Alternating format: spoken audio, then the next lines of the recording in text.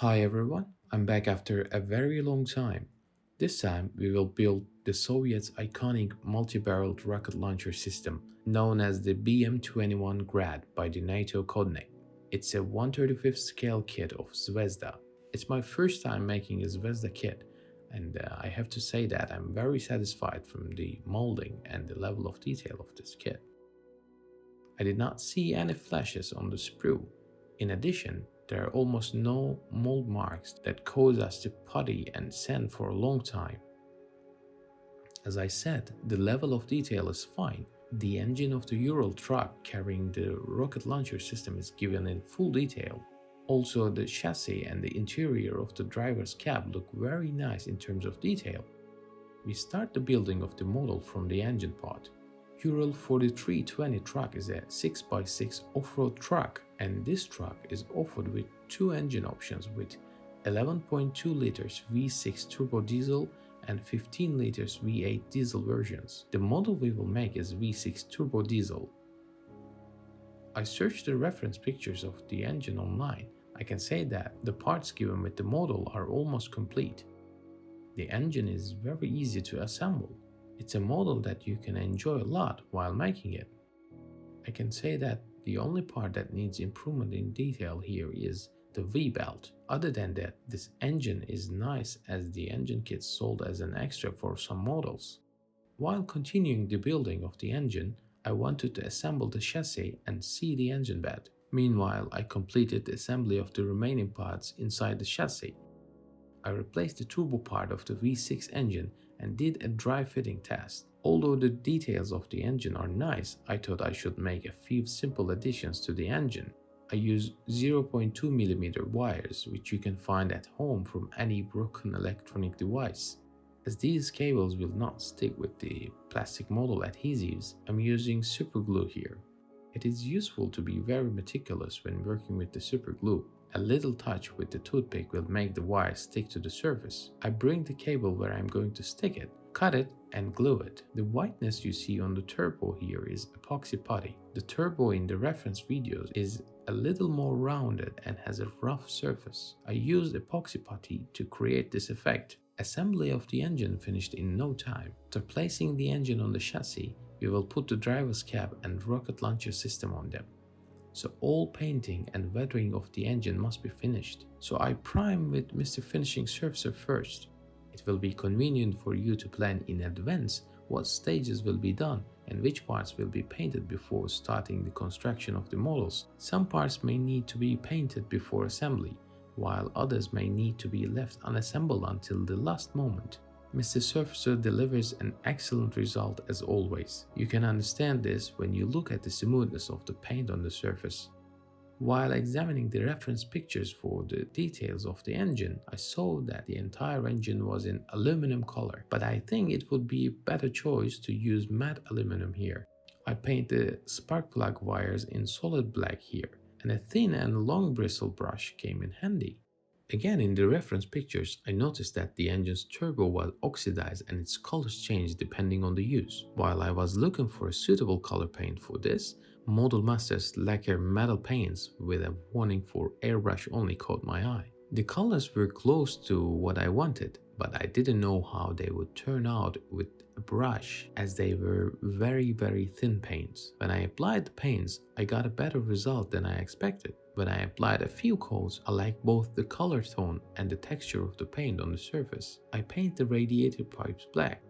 Then I scrape with a hobby knife very lightly to do the chipping effect on these pipes. The black paint I use here is acrylic and the metallic paint at the bottom is lacquer and very durable. Since acrylic paint is weaker, it can be easily peeled off. This way I can get the look I want. When painting the model, you should not always adhere to the directions in the instructions guide. For example, a plastic material is used at the joints of the radiator pipes here, and this material is orange as far as I see in a few reference videos. This material may not have been used exactly in military vehicles, but at this point it doesn't matter to me. In this way, we revive the image of the engine block, which is already a single color. Now we can start weathering the engine. I'm starting to apply with enamel engine grime from the MIG series.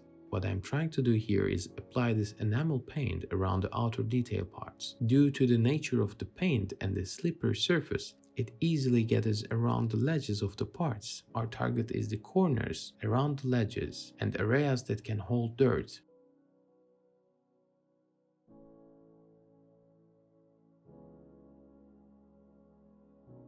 I continue to weather it with colors like fuel streak and engine oil. I use these paints less than the previous one. Fuel and oil leaks have always looked good to me.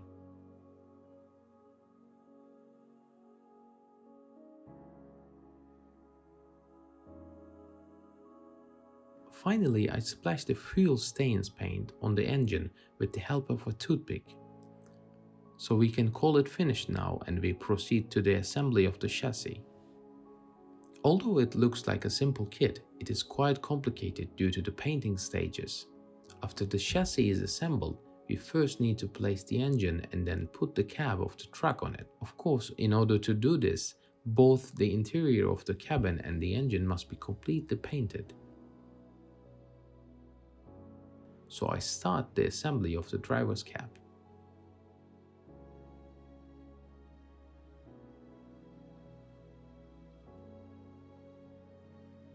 Here I first assemble the interior details. I need to mask and place the windows. Both inside and out painting will be done, and this is one of the things that needs to be finished first. As usual, I stick the masking tape to the clear parts and cut the edges with a new unused hobby knife. Be careful not to scratch the clear parts when doing this. I'm putting the front panel together and checking if it fits in the place.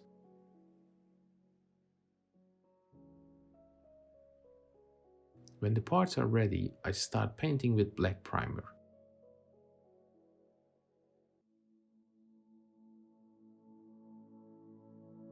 I use Tamiya XF61 dark green as the main color and Mr. Hobby acrylic thinner.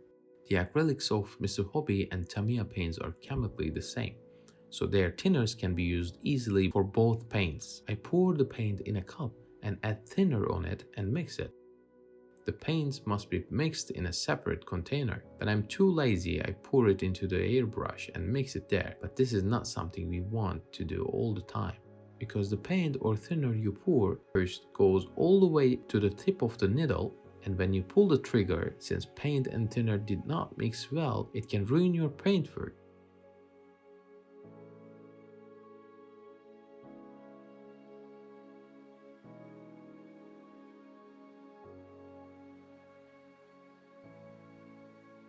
After painting the driver's cabin, I use AK's Gauzy agent to create the glass effect on the dials. If you do not have this product, glossy varnish will do. I take the product with the tip of a needle and apply it to the dials. I have to say that I've had a few failed attempts here because the dials are not deep enough and the liquid that I apply easily spills out.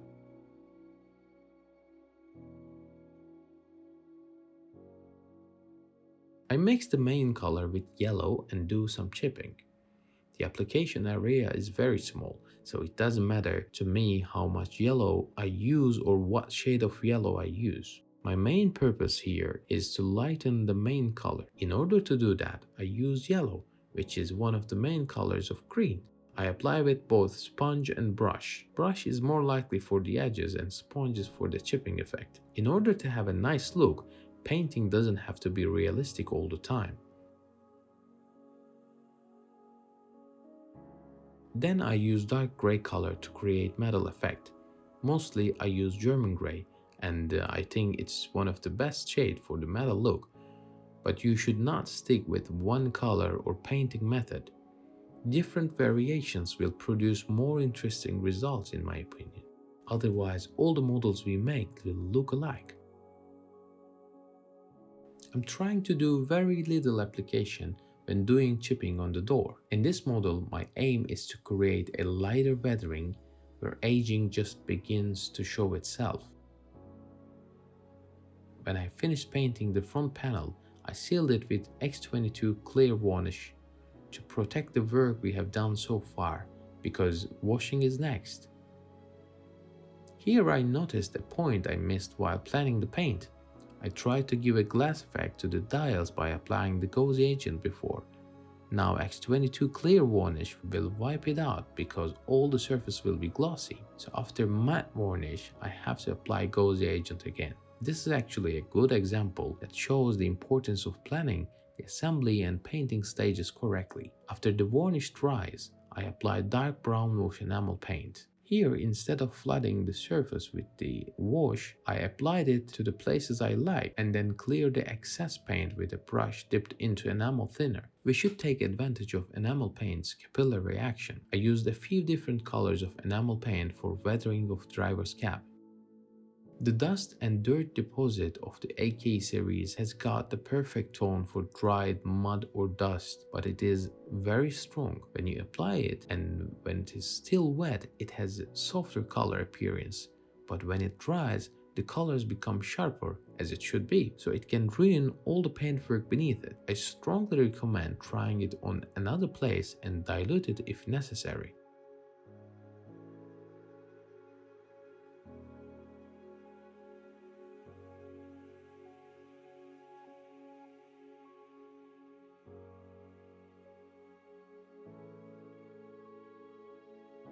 I apply matte varnish after the weathering of the driver's cab is finished. We should not forget that matte varnish also changes the color and appearance of the all paints we apply here. For example, the extremely dirty look of the seats just came to a more acceptable level with the matte varnish.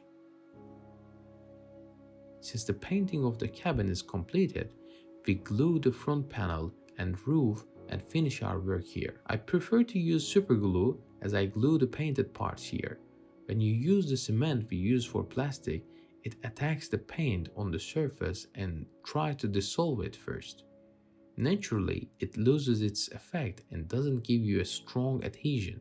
Now I'm building the last part of the model, the part where the rocket launchers are. After gluing these pieces together, I mount it on its own bed.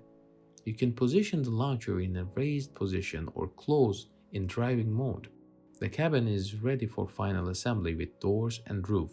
What remains is to paint the chassis and launcher. The chassis is also completely black in its original condition. Only a few areas needs to be painted in the main color. Since I will prime the other parts, I paint all the parts black with MIG primer. I usually use my Badger Patriot airbrush for primer painting. Since it's a workhorse, it is easier to paint large surfaces. I'm masking for parts of the chassis that will painted in the main color.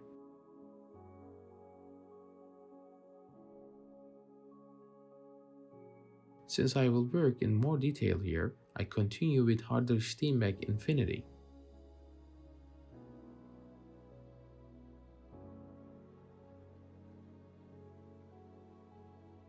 After painting the main color, I remove the mask tapes and assemble the parts.